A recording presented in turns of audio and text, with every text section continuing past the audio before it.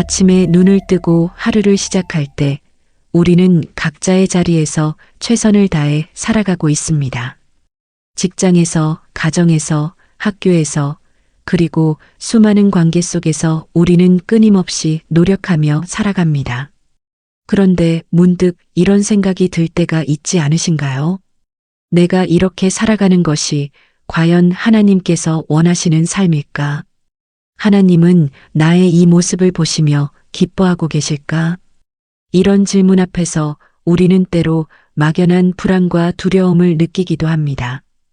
우리가 살아가면서 가장 간절히 원하는 것 중 하나는 바로 사랑하는 사람에게 인정받고 기쁨이 되는 것입니다.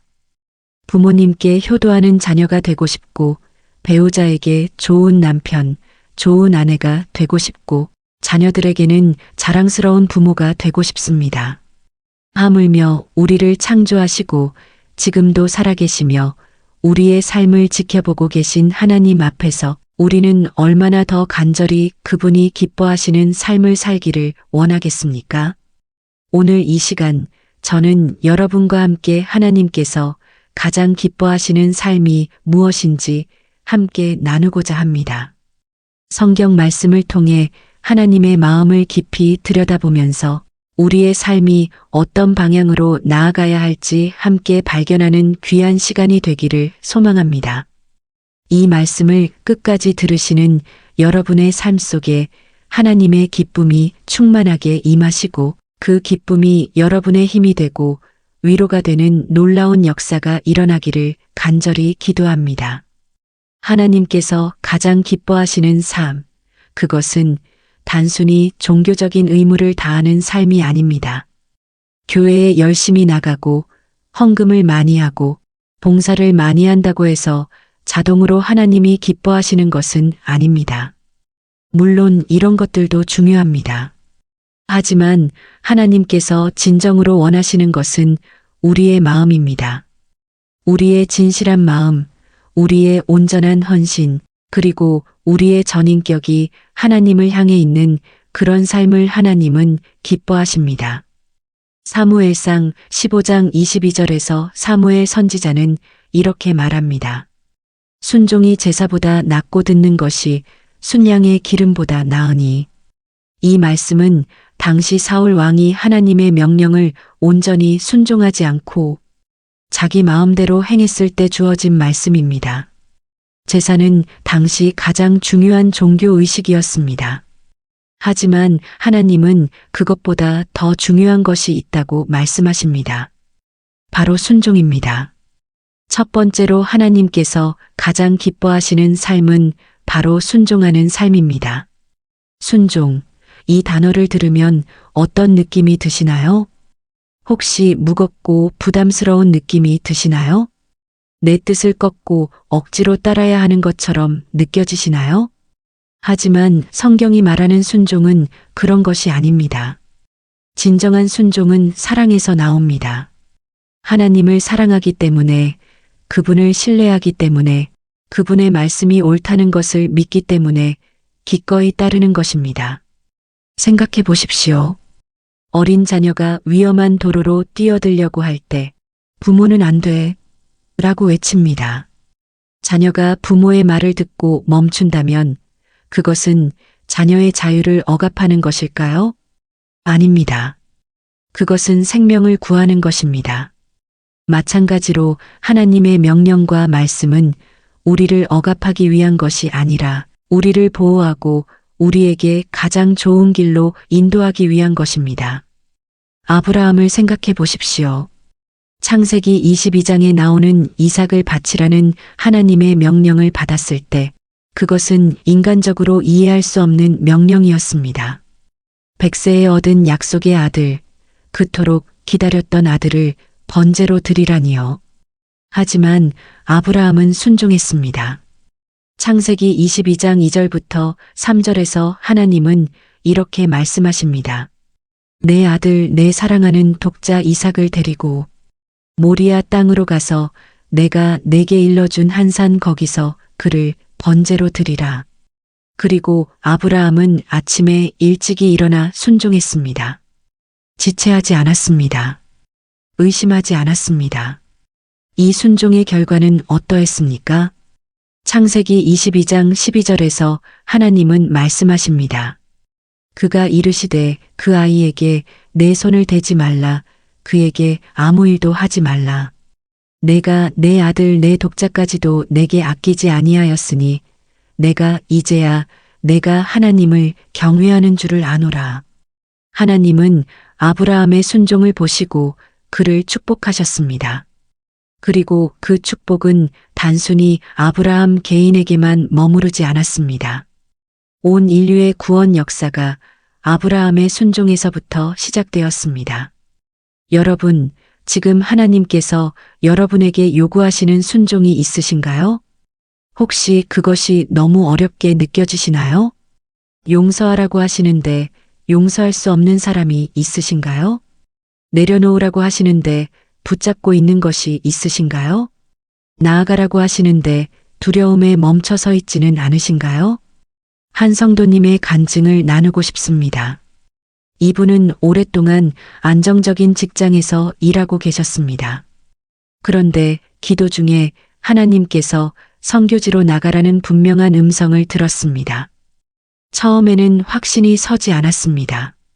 가족도 있고 책임져야 할 것들도 많았습니다. 하지만 말씀을 묵상하고 기도하면서 그것이 분명히 하나님의 음성임을 확신하게 되었습니다. 그래서 모든 것을 내려놓고 순종하기로 결단했습니다.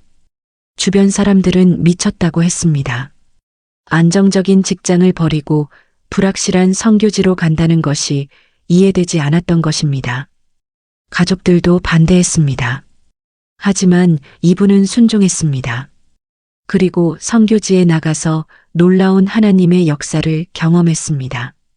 수많은 영혼들이 복음을 듣고 예수님을 영접했고 현지 교회들이 세워졌습니다. 그리고 무엇보다 놀라운 것은 이분이 걱정했던 경제적인 문제와 가족, 문제들을 하나님께서 완벽하게 해결해 주셨다는 것입니다.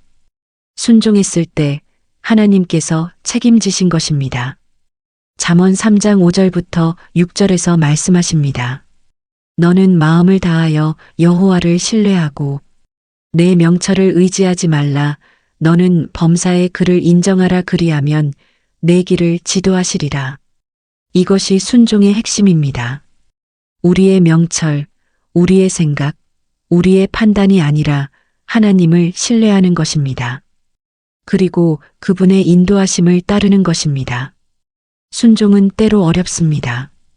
우리의 이성으로는 이해되지 않을 때가 있습니다. 우리의 감정으로는 받아들이기 힘들 때가 있습니다.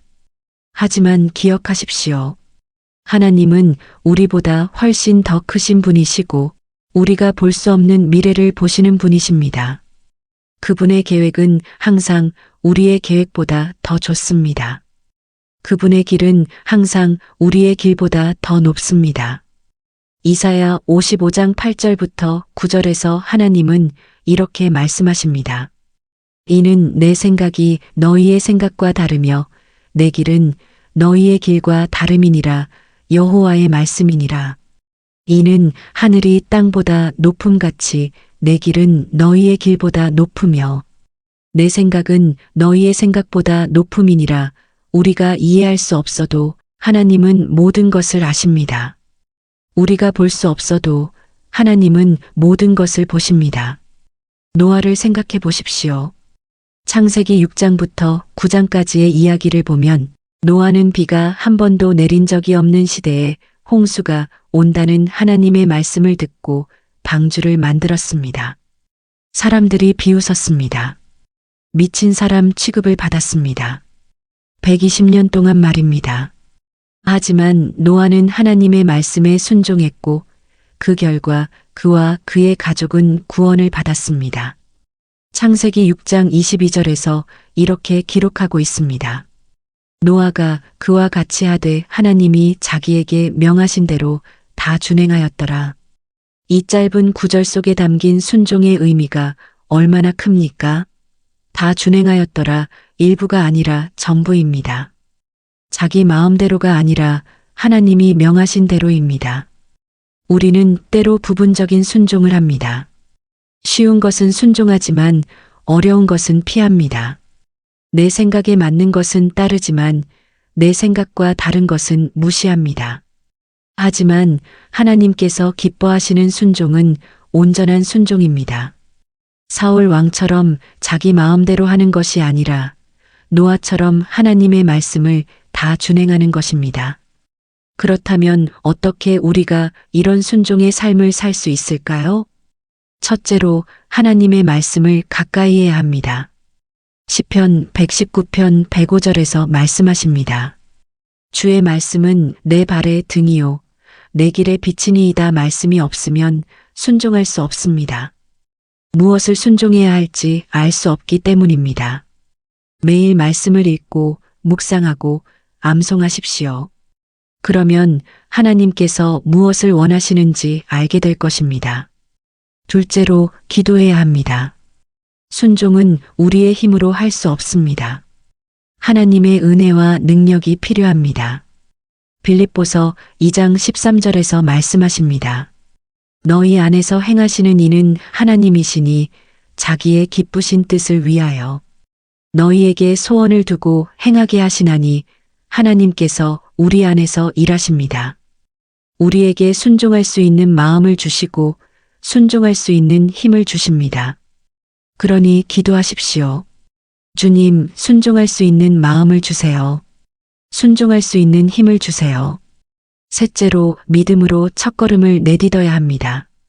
완벽한 확신이 생길 때까지 기다리면 평생 순종하지 못합니다. 히브리서 11장 8절에서 말씀하십니다. 믿음으로 아브라함은 부르심을 받았을 때에 순종하여 장래의 유업으로 받을 땅에 나아갈새 갈 바를 알지 못하고 나아갔으며 아브라함은 목적지를 정확히 알지 못했지만 나아갔습니다. 믿음으로 첫걸음을 내딛었습니다. 그러면 하나님께서 그 다음을 보여주십니다.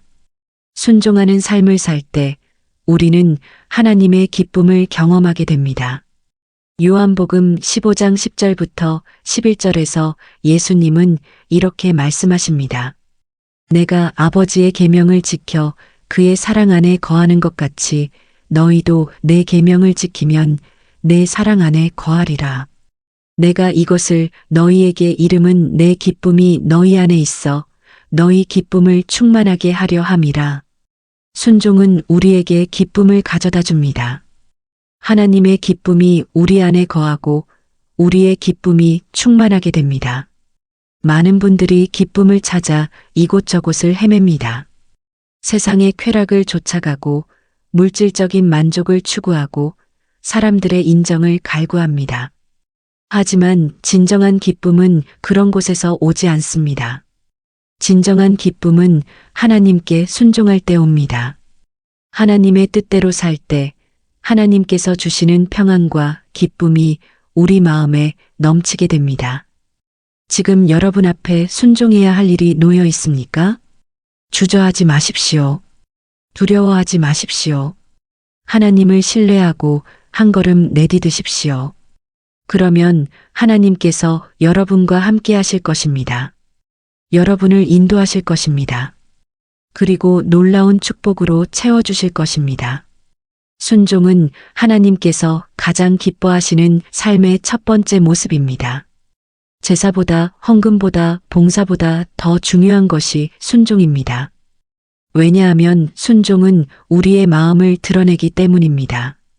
진정으로 하나님을 사랑하는지, 진정으로 하나님을 신뢰하는지를 보여주는 것이 바로 순종입니다. 사무엘상 15장 22절의 말씀을 다시 한번 마음에 새기십시오. 순종이 제사보다 낫고 듣는 것이 순양의 기름보다 나으니 하나님의 음성을 들으십시오. 그리고 그 음성에 순종하십시오. 그것이 하나님을 기쁘시게 하는 첫 번째 길입니다. 오늘 이 시간 이후로 여러분의 삶 속에서 순종의 열매들이 풍성하게 맺히기를 간절히 기도합니다. 순종하는 삶을 통해 우리는 하나님을 기쁘시게 합니다. 그런데 이 순종은 어디에서 나오는 것일까요? 억지로 하는 순종, 의무감에서 하는 순종은 오래가지 못합니다. 진정한 순종은 사랑에서 나옵니다. 그렇습니다. 하나님께서 가장 기뻐하시는 두 번째 삶은 바로 사랑하는 삶입니다. 예수님께서 이 땅에 계실 때 한 율법교사가 질문했습니다. 선생님, 율법 중에서 어느 계명이 크니까? 이것은 단순한 질문이 아니었습니다. 당시 유대인들은 613개의 율법 조항을 지키려고 애쓰고 있었습니다. 무엇이 가장 중요한지, 무엇을 우선순위에 두어야 하는지 혼란스러웠을 것입니다. 그때 예수님께서 주신 답변은 명확했습니다. 마태복음 22장 37절부터 40절에서 예수님은 이렇게 말씀하십니다. 예수께서 이르시되 내 마음을 다하고 목숨을 다하고 뜻을 다하여 주 너의 하나님을 사랑하라 하셨으니 이것이 크고 첫째 되는 계명이요. 둘째도 그와 같으니 내 이웃을 내 자신 같이 사랑하라 하셨으니 이 두 계명이 온 율법과 선지자의 강령이니라. 모든 율법의 핵심은 사랑입니다. 하나님을 사랑하고 이웃을 사랑하는 것입니다. 613개의 율법을 다 지킨다 해도 사랑이 없다면 아무 소용이 없습니다. 반대로 진정으로 사랑한다면 자연스럽게 모든 율법을 지키게 됩니다. 사랑하는 사람을 해치지 않고 사랑하는 사람에게 거짓말하지 않고 사랑하는 사람의 것을 탐내지 않기 때문입니다. 그런데 우리가 살아가는 세상은 어떻습니까? 사랑이 점점 사라지고 있습니다. 사람들은 각자 자기 이익만을 추구합니다. 경쟁 사회 속에서 남을 밟고 올라서야 성공한다고 배웁니다. 이웃을 사랑하기는커녕 이웃을 경계하고 의심합니다. 심지어 가족 간에도 진정한 사랑이 무엇인지 모른 채 살아가는 경우가 많습니다. 여러분은 어떠십니까? 사랑한다는 것이 무엇인지 알고 계십니까? 혹시 사랑을 감정으로만 생각하고 계시지는 않으신가요?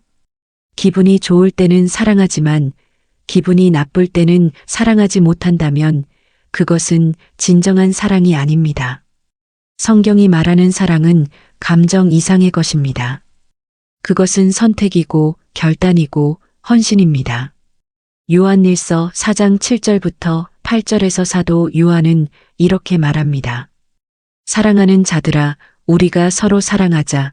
사랑은 하나님께 속한 것이니 사랑하는 자마다 하나님으로부터 나서 하나님을 알고 사랑하지 아니하는 자는 하나님을 알지 못하나니 이는 하나님은 사랑이심이라 하나님의 본질이 사랑이십니다.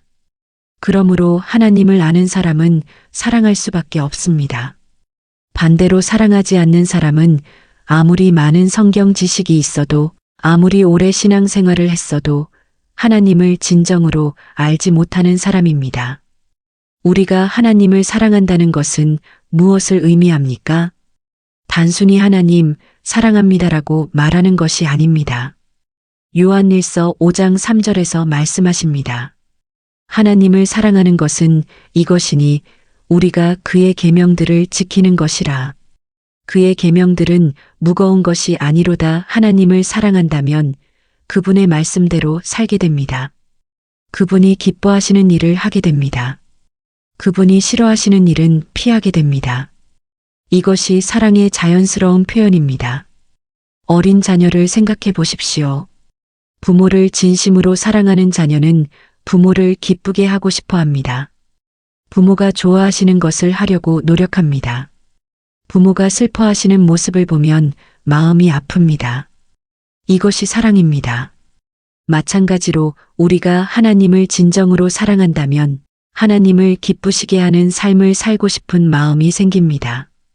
그분의 뜻을 따르는 것이 억지가 아니라 기쁨이 됩니다. 그렇다면 어떻게 하나님을 사랑할 수 있습니까? 요한일서 4장 19절에서 이렇게 말합니다. 우리가 사랑함은 그가 먼저 우리를 사랑하셨음이라. 우리가 먼저 사랑한 것이 아닙니다. 하나님께서 먼저 우리를 사랑하셨습니다.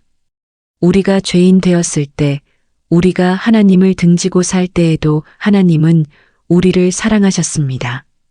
로마서 5장 8절에서 바울은 외칩니다. 우리가 아직 죄인 되었을 때에 그리스도께서 우리를 위하여 죽으심으로 하나님께서 우리에 대한 자기의 사랑을 확증하셨느니라. 우리가 의로워서 사랑받은 것이 아닙니다. 우리가 착해서 사랑받은 것이 아닙니다. 우리가 아직 죄인이었을 때, 하나님과 원수되었을 때, 그때 예수님께서 십자가에서 죽으셨습니다. 이것이 하나님의 사랑입니다. 이 사랑을 깨달을 때 우리도 사랑할 수 있게 됩니다. 십자가 앞에서 우리는 무릎 꿇게 됩니다.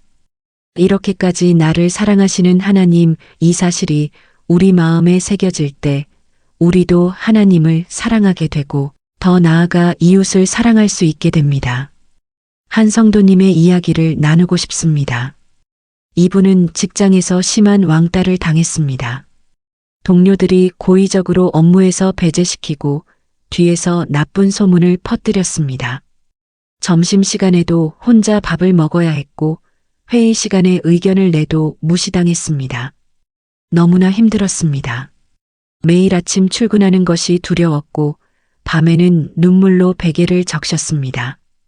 그때 이분은 기도하기 시작했습니다. 하나님, 저 사람들이 너무 미워요. 용서할 수가 없어요.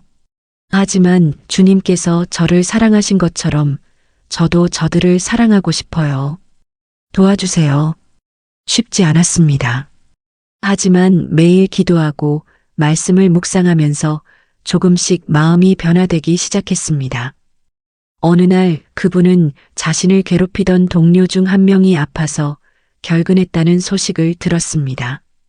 보통 같으면 잘 됐다고 생각했을 것입니다. 하지만 그날 이상하게도 마음에 평안이 없었습니다. 기도하는 가운데 하나님께서 그를 위해 기도하라고 말씀하시는 것 같았습니다.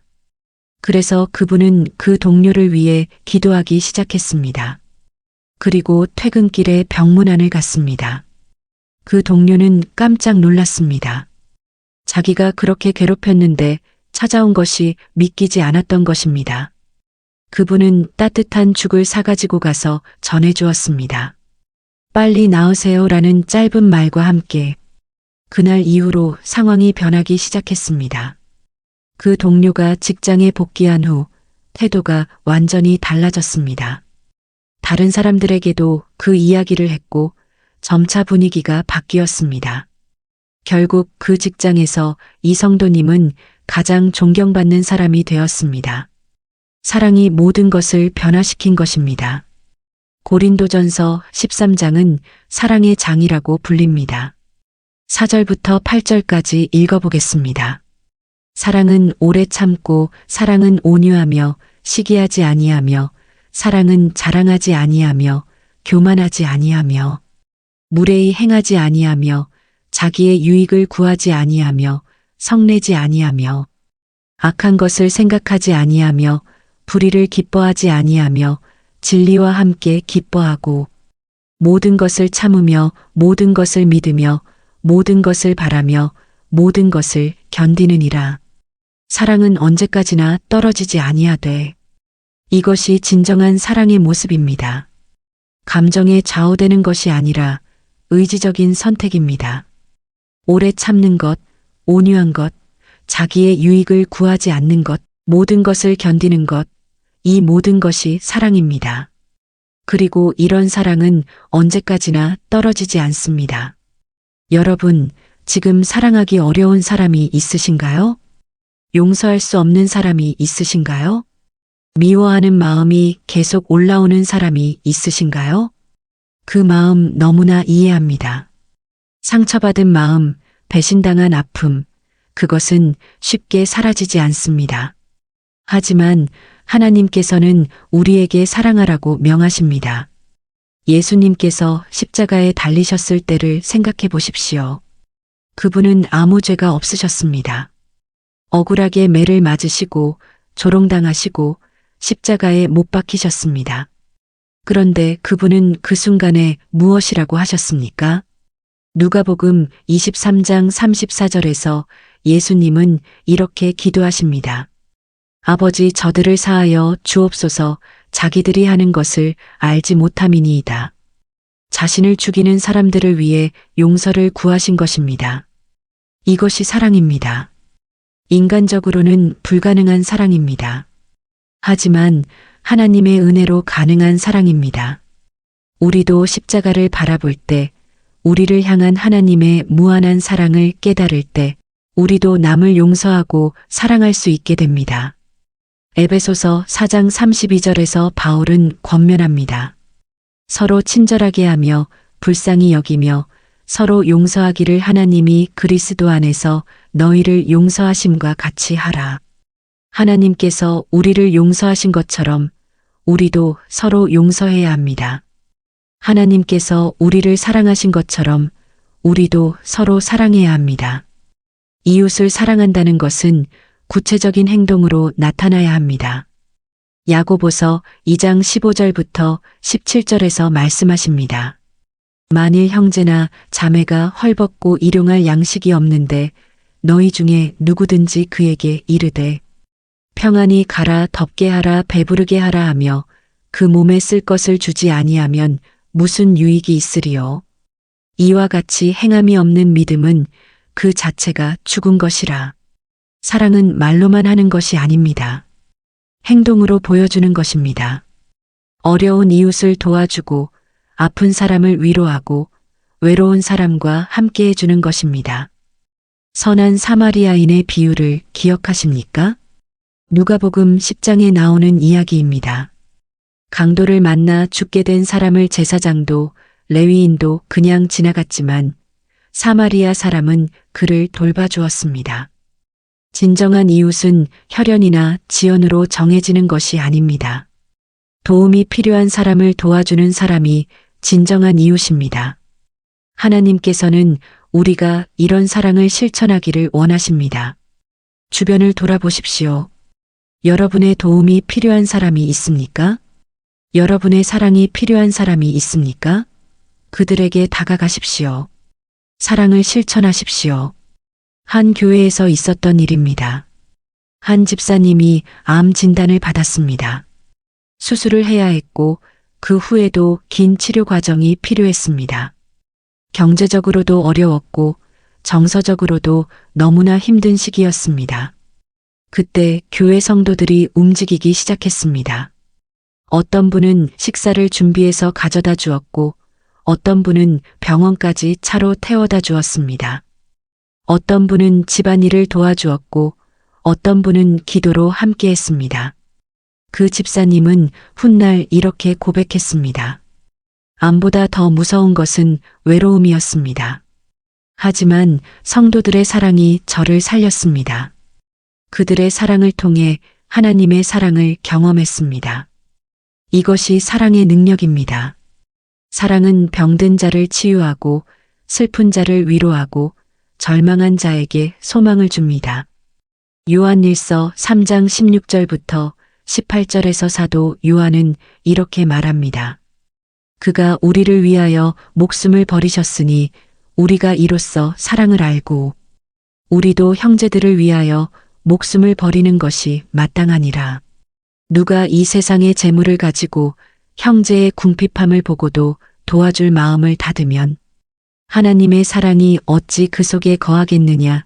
자녀들아, 우리가 말과 혀로만 사랑하지 말고 행함과 진실함으로 하자. 사랑은 희생입니다. 예수님께서 우리를 위해 목숨을 버리신 것처럼 우리도 형제들을 위해 자신을 내어주는 것입니다. 물론 모든 사람이 목숨을 버릴 상황에 처하는 것은 아닙니다. 하지만 일상 속에서 작은 희생들을 할 수 있습니다. 내 시간을 내어주고 내 물질을 나누어주고 내 편안함을 포기하고 남을 섬기는 것입니다. 사랑하는 삶을 살 때 우리는 하나님을 기쁘시게 합니다. 왜냐하면 하나님은 사랑이시기 때문입니다. 우리가 사랑할 때 우리 안에 하나님이 계시고 하나님의 형상이 드러납니다. 사람들은 우리의 사랑을 통해 하나님을 봅니다. 예수님께서 요한복음 13장 35절에서 말씀하신 것처럼 너희가 서로 사랑하면 이로써 모든 사람이 너희가 내 제자인 줄 알리라. 우리의 사랑이 우리가 예수님의 제자임을 증명합니다. 여러분, 오늘부터 사랑을 실천해 보시겠습니까? 가정에서부터 시작하십시오. 배우자를 사랑하십시오. 자녀를 사랑하십시오. 부모님을 사랑하십시오. 그리고 그 사랑을 교회로, 직장으로, 이웃으로 확장해 나가십시오. 사랑하기 어려운 사람을 만나면 하나님께 도움을 구하십시오. 하나님께서는 우리에게 사랑할 수 있는 능력을 주실 것입니다. 사랑은 하나님께서 가장 기뻐하시는 삶의 두 번째 모습입니다. 순종이 하나님을 향한 우리의 헌신을 보여준다면 사랑은 하나님의 성품이 우리 안에서 드러나는 것입니다. 사랑할 때 우리는 하나님을 닮아갑니다. 사랑할 때 우리는 하늘나라를 이 땅에서 경험합니다. 순종하는 삶, 사랑하는 삶을 통해 우리는 하나님을 기쁘시게 합니다. 그런데 이 모든 것의 근원에는 무엇이 있을까요? 순종도 사랑도 우리 스스로의 힘으로는 불가능합니다. 이 모든 것을 가능하게 하는 것, 하나님께서 가장 기뻐하시는 세 번째 삶은 바로 믿음으로 사는 삶입니다. 아무리 좋은 일을 해도, 아무리 열심히 종교 활동을 해도 믿음이 없다면 하나님을 기쁘시게 할 수 없습니다. 그렇다면 믿음이란 무엇입니까? 많은 분들이 믿음을 단순히 지적인 동의로 생각합니다. 예수님이 구원자이다라는 사실을 머리로 아는 것이 믿음이라고 생각합니다. 하지만 성경이 말하는 믿음은 그것보다 훨씬 더 깊은 것입니다. 믿음은 하나님을 전적으로 신뢰하고 그분께 내 삶을 의지하는 것입니다. 히브리서 11장 1절에서 정의합니다. 믿음은 바라는 것들의 실상이요 보이지 않는 것들의 증거니 믿음은 아직 보이지 않는 것을 확신하는 것입니다. 아직 이루어지지 않았지만 하나님께서 약속하셨기 때문에 반드시 이루어질 것을 믿는 것입니다. 눈에 보이는 증거가 없어도 상황이 절망적으로 보여도 하나님을 신뢰하는 것입니다. 우리는 눈에 보이는 것에 의존하며 살아갑니다. 통장 잔고를 보고 안심하고 건강검진 결과를 보고 기뻐하고 사람들의 인정을 받으면 만족합니다. 하지만 이 모든 것들이 불확실해질 때 우리는 흔들립니다. 돈이 떨어지면 불안해하고 건강이 나빠지면 절망하고 사람들이 배신하면 무너집니다.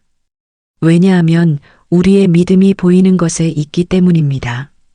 하지만 하나님께서 원하시는 믿음은 다릅니다. 보이지 않아도 믿는 것, 이해되지 않아도 신뢰하는 것, 상황이 어두워도 하나님의 선하심을 확신하는 것입니다. 이런 믿음이 하나님을 기쁘시게 합니다. 아브라함을 다시 한번 생각해 보십시오. 로마서 4장 18절부터 21절까지에서 바울은 아브라함의 믿음을 이렇게 설명합니다. 그가 바랄 수 없는 중에 바라고 믿었으니 이는 내 후손이 이 같으리라 하신 말씀대로 많은 민족의 조상이 되게 하려 하심이라. 그가 100세나 되어 자기 몸이 죽은 것 같고 사라의 태가 죽은 것 같음을 알고도 믿음이 약하여지지 아니하고 믿음이 없어 하나님의 약속을 의심하지 않고 믿음으로 견고하여져서 하나님께 영광을 돌리며 약속하신 그것을 또한 능히 이루실 줄을 확신하였으니 상황은 절망적이었습니다. 100세의 나이에 자녀를 가진다는 것은 불가능한 일이었습니다. 하지만 아브라함은 믿었습니다. 하나님께서 약속하셨기 때문입니다. 자기 몸의 상태를 보지 않고 불가능한 상황을 보지 않고 하나님의 약속만을 바라보았습니다. 이것이 믿음입니다. 여러분은 지금 어떤 상황에 처해 있으십니까? 해결될 것 같지 않은 문제가 있으십니까? 답답하고 막막한 현실 앞에 서 있으십니까? 그럴 때 우리는 두 가지 선택을 할 수 있습니다. 보이는 상황만 보고 절망하거나 아니면 보이지 않는 하나님을 바라보고 믿음을 붙잡거나 한 자매님의 간증입니다. 이분은 결혼한 지 10년이 넘도록 자녀가 없었습니다.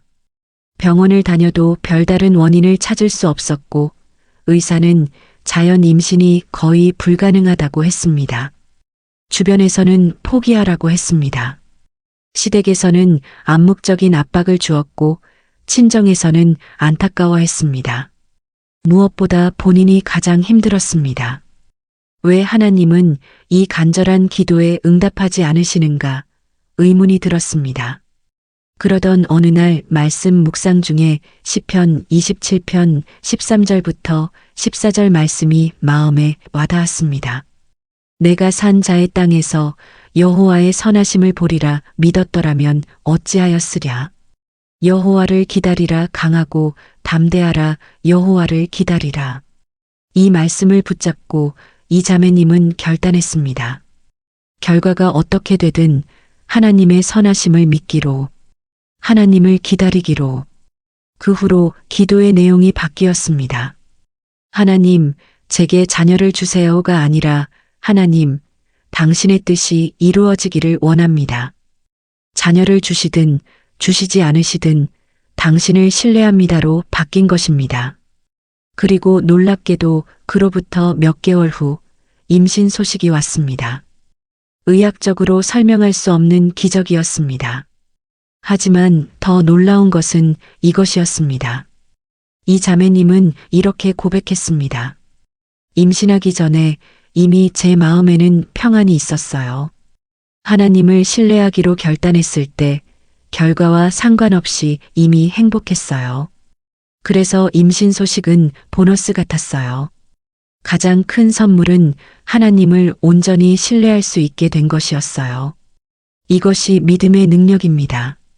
믿음은 우리가 원하는 것을 얻기 위한 도구가 아닙니다. 믿음 자체가 축복입니다. 믿음이 있을 때 우리는 환경에 흔들리지 않습니다. 상황이 변해도 평안을 유지할 수 있습니다. 왜냐하면 우리의 소망이 변하는 환경에 있지 않고 변치 않으시는 하나님께 있기 때문입니다. 잠언 3장 5절부터 6절 말씀을 다시 기억해 봅시다. 너는 마음을 다하여 여호와를 신뢰하고 내 명철을 의지하지 말라. 너는 범사의 그를 인정하라. 그리하면 내 길을 지도하시리라. 우리의 지혜와 판단을 의지하지 말고 하나님을 신뢰하라는 것입니다. 그러면 하나님께서 우리의 길을 인도하실 것입니다. 믿음으로 산다는 것은 구체적으로 무엇을 의미합니까? 첫째, 하나님의 말씀을 신뢰하는 것입니다. 세상은 우리에게 다른 것을 말합니다. 성공하려면 남을 밟고 올라가야 한다고, 행복하려면 더 많이 소유해야 한다고, 인정받으려면 자기를 포장해야 한다고 말합니다. 하지만 하나님의 말씀은 다릅니다. 섬기는 자가 큰 자라고, 나누는 자가 복된 자라고, 겸손한 자가 높임을 받는다고 말씀하십니다. 세상의 논리와 하나님의 말씀이 충돌할 때 우리는 선택해야 합니다. 무엇을 믿을 것인가? 믿음으로 사는 사람은 하나님의 말씀을 선택합니다. 비록 눈앞의 이익을 포기해야 할지라도, 당장은 손해를 보는 것처럼 보일지라도 하나님의 말씀이 옳다고 믿고 그대로 행합니다. 둘째, 하나님의 섭리를 신뢰하는 것입니다. 우리 삶에는 이해할 수 없는 일들이 일어납니다. 왜 좋은 사람이 고통받는지, 왜 악한 사람이 형통하는지, 왜 기도해도 응답이 없는지 알 수 없을 때가 있습니다. 그럴 때 믿음은 하나님께서 모든 것을 합력하여 선을 이루신다는 것을 믿습니다. 로마서 8장 28절에서 바울은 확신에 차서 말합니다. 우리가 알거니와 하나님을 사랑하는 자, 곧 그의 뜻대로 부르심을 입은 자들에게는 모든 것이 합력하여 선을 이루느니라. 모든 것이 합력하여 선을 이룬다는 것입니다. 좋은 일만이 아닙니다. 모든 것입니다. 우리가 겪는 시련도, 고통도, 실패도, 모든 것을 하나님께서 사용하셔서 선을 이루십니다. 요셉의 이야기를 생각해 보십시오. 형들에게 팔려 노예가 되고 억울하게 감옥에 갇히고 13년 동안 고난을 겪었습니다. 인간적으로 생각하면 완전히 망가진 인생이었습니다. 하지만 하나님께서는 그 모든 과정을 통해 요셉을 애굽의 총리로 세우셨고 이스라엘 민족을 구원하는 도구로 사용하셨습니다. 창세기 50장 20절에서 요셉은 자신을 괴롭혔던 형들에게 이렇게 말합니다. 당신들은 나를 해하려 하였으나 하나님은 그것을 선으로 바꾸사 오늘과 같이 많은 백성의 생명을 구원하게 하시려 하셨나니 형들의 악한 의도도 하나님께서는 선으로 바꾸셨습니다. 이것이 하나님의 섭리입니다. 여러분이 지금 겪고 있는 어려움이 무엇입니까? 질병입니까? 경제적 어려움입니까? 관계의 파탄입니까? 사업의 실패입니까? 그 한가운데서 하나님을 신뢰하십시오. 하나님께서는 이 모든 것을 통해서도 선을 이루실 것입니다. 지금은 보이지 않아도 나중에 돌아보면 알게 될 것입니다. 셋째, 하나님의 때를 신뢰하는 것입니다. 우리는 빠른 결과를 원합니다. 기도하면 바로 응답되기를 원하고 씨를 뿌리면 곧바로 열매 맺기를 원합니다. 하지만 하나님의 시간표는 우리의 것과 다릅니다. 전도서 3장 11절에서 말씀하십니다. 하나님이 모든 것을 지으시되 때를 따라 아름답게 하셨고 하나님께는 때가 있습니다. 그분의 때에 모든 것이 아름답게 이루어집니다. 다윗을 생각해 보십시오. 사무엘 선지자로부터 기름 부음을 받고 왕으로 선택되었지만 실제로 왕이 되기까지는 10수년이 걸렸습니다. 그 기간 동안 다윗은 사울 왕의 박해를 피해 도망 다녀야 했습니다. 광야에서, 동굴에서, 블레셋 땅에서 숨어 지내야 했습니다. 하나님께서 왜 그를 곧바로 왕좌에 앉히지 않으셨을까요? 하나님께는 계획이 있으셨습니다. 다윗을 준비시키시는 과정이었습니다. 왕이 되기 전에 겸손을 배우게 하시고 하나님만 의지하는 법을 배우게 하시고 백성들의 고통을 이해하게 하셨습니다. 그래서 다윗은 이스라엘 역사상 가장 위대한 왕이 될 수 있었습니다. 시편 27편 14절에서 다윗은 이렇게 노래합니다. 여호와를 기다리라 강하고 담대하라 여호와를 기다리라 기다림. 이것도 믿음의 한 부분입니다. 조급해하지 않고 하나님의 때를 신뢰하며 기다리는 것입니다. 하나님께서는 절대로 늦지 않으십니다. 그분의 때에 정확하게 이루십니다. 믿음으로 사는 사람은 환경에 흔들리지 않습니다. 시편 112편 7절에서 말씀하십니다. 그는 흉한 소문을 두려워하지 아니하며 여호와를 신뢰하고 그의 마음이 굳건하도다. 믿음이 있는 사람의 마음은 굳건합니다. 주변에서 무슨 소문이 들려와도 어떤 위기가 닥쳐와도 흔들리지 않습니다. 왜냐하면 그의 소망이 변하는 환경에 있지 않고 변치 않으시는 하나님께 있기 때문입니다. 회사에서 구조조정을 당하신 한 분의 이야기입니다. 30년을 일한 회사에서 하루아침에 해고 통보를 받았습니다. 나이는 50대 중반, 다시 취직하기에는 너무 많고 은퇴하기에는 너무 이릅니다. 가족들을 생각하면 막막했습니다. 자녀들은 아직 대학생이었고 집에는 대출금이 남아 있었습니다. 처음에는 분노했습니다. 하나님께 원망도 했습니다. 왜 저에게 이런 일이 일어나는 겁니까? 제가 무엇을 잘못했습니까? 하지만 기도하고 말씀을 묵상하면서 마음이 변화되기 시작했습니다. 이사야 41장 10절 말씀이 위로가 되었습니다. 두려워하지 말라. 내가 너와 함께함이라. 놀라지 말라. 나는 내 하나님이 됨이라. 내가 너를 굳세게 하리라. 참으로 너를 도와주리라. 참으로 나의 의로운 오른손으로 너를 붙들리라. 이 말씀을 붙잡고 이분은 하나님을 신뢰하기로 결단했습니다. 상황은 여전히 어려웠지만 마음에는 평안이 찾아왔습니다. 그리고 작은 일부터 시작했습니다. 아르바이트를 하면서 생계를 유지하고 틈틈이 새로운 기술을 배웠습니다. 그러던 중 한 작은 회사에서 일할 기회가 생겼습니다. 연봉은 이전보다 훨씬 적었지만 감사하며 받아들였습니다. 그런데 놀라운 일이 일어났습니다. 그 작은 회사가 성장하기 시작했고 이분의 경험과 능력이 큰 도움이 되었습니다.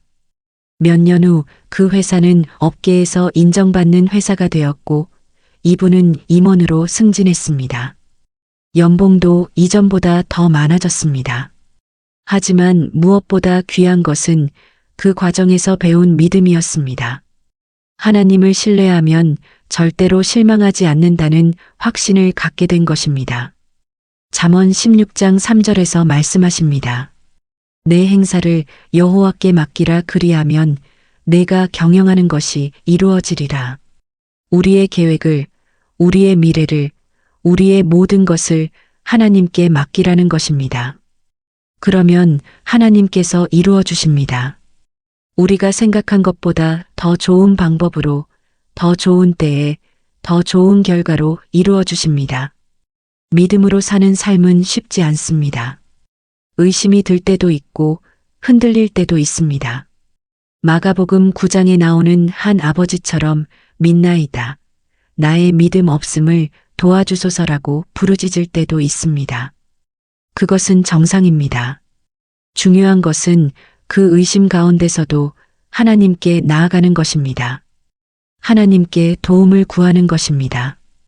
야고보서 1장 6절부터 7절에서 말씀하십니다. 오직 믿음으로 구하고 조금도 의심하지 말라. 의심하는 자는 마치 바람에 밀려 요동하는 바다 물결 같으니 이런 사람은 무엇이든지 주께 얻기를 생각하지 말라. 의심하지 말고 믿음으로 구하라고 하십니다. 그러면 하나님께서 우리에게 필요한 것을 주실 것입니다. 마태복음 17장 20절에서 예수님은 이렇게 말씀하십니다. 너희가 만일 믿음이 겨자씨 한 알만큼만 있어도 이 산을 명하여 여기서 저기로 옮겨지라 하면 옮겨질 것이요. 또 너희가 못할 것이 없으리라. 겨자씨만큼의 믿음이면 충분합니다. 큰 믿음이 아니어도 됩니다. 작은 믿음이라도 하나님께 드리면 하나님께서 그것을 사용하셔서 산도 움직이시는 역사를 일으키십니다. 여러분, 오늘 이 말씀을 들으시면서 무엇을 느끼셨습니까? 혹시 나는 믿음이 약한 사람이야 라고 생각하시나요? 괜찮습니다. 믿음은 하나님께서 주시는 선물입니다. 에베소서 2장 8절에서 말씀하십니다. 너희는 그 은혜에 의하여 믿음으로 말미암아 구원을 받았으니 이것은 너희에게서 난 것이 아니요 하나님의 선물이라. 믿음도 하나님의 선물입니다. 그러니 하나님께 구하십시오. 하나님, 제게 믿음을 주세요. 당신을 더 깊이 신뢰할 수 있게 도와주세요. 그러면 하나님께서 주실 것입니다. 그리고 그 믿음을 가지고 한 걸음씩 나아가십시오. 믿음은 사용할수록 자랍니다. 운동하면 근육이 커지는 것처럼 믿음도 사용하면 강해집니다. 성도 여러분, 지금까지 우리는 하나님께서 가장 기뻐하시는 세 가지 삶에 대해 나누었습니다. 순종하는 삶, 사랑하는 삶, 믿음으로 사는 삶입니다. 이 세 가지는 서로 연결되어 있습니다. 믿음이 있으면 순종할 수 있고, 순종하면 사랑할 수 있고, 사랑하면 믿음이 더 깊어집니다. 이 세 가지가 우리 삶 속에서 함께 자라날 때 우리는 하나님을 기쁘시게 하는 삶을 살게 됩니다. 이것은 하루아침에 이루어지는 것이 아닙니다. 평생에 걸친 여정입니다. 때로는 실패할 수도 있고 넘어질 수도 있습니다. 하지만 괜찮습니다. 하나님께서는 우리의 완벽함을 원하시는 것이 아니라 우리의 진실한 마음을 원하십니다. 하나님을 향한 우리의 갈망을, 하나님을 기쁘시게 하고 싶은 우리의 소원을 보십니다. 빌립보서 1장 6절에서 바울은 확신에 차서 말합니다. 너희 안에서 착한 일을 시작하신 이가 그리스도 예수의 날까지 이루실 줄을 우리는 확신하노라. 하나님께서 우리 안에서 시작하신 일을 반드시 완성하실 것입니다. 우리가 완벽하지 못해도, 우리가 약하고 부족해도 하나님께서는 우리를 포기하지 않으십니다. 끝까지 우리를 인도하시고 빚으시고 하나님께서 원하시는 모습으로 만들어 가실 것입니다. 그러니 낙심하지 마십시오. 포기하지 마십시오. 매일 하나님의 말씀을 묵상하고 기도하고 순종하려고 노력하십시오. 주변의 사람들을 사랑하십시오. 그리고 무엇보다 하나님을 신뢰하십시오. 그러면 여러분의 삶은 날마다 하나님을 더 기쁘시게 하는 삶으로 변화될 것입니다. 오늘 이 시간 이후로 여러분의 삶이 달라지기를 기도합니다. 순종하는 기쁨을 맛보시고 사랑하는 행복을 경험하시고 믿음으로 사는 평안을 누리시기를 간절히 바랍니다.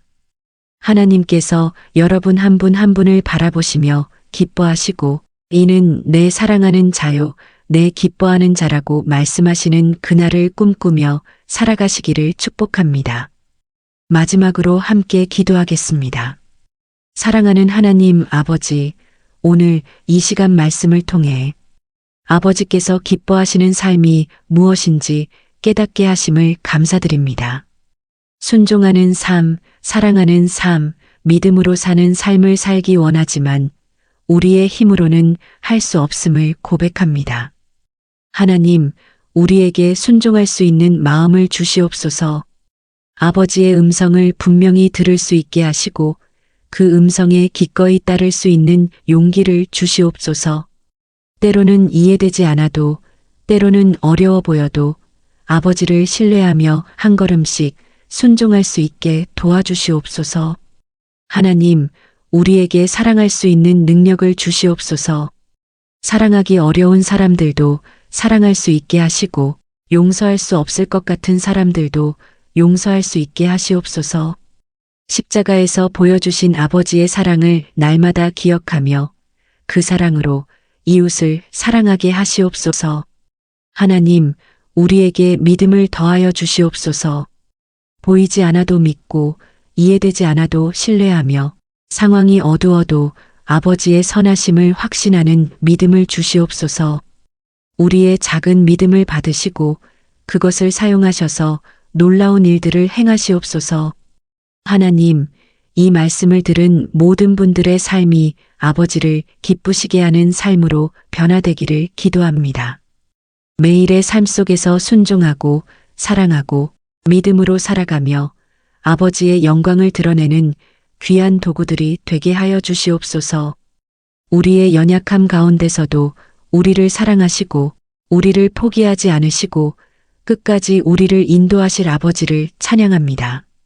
오늘도 우리와 함께 하시는 주님 감사합니다. 예수님의 이름으로 기도드립니다. 아멘.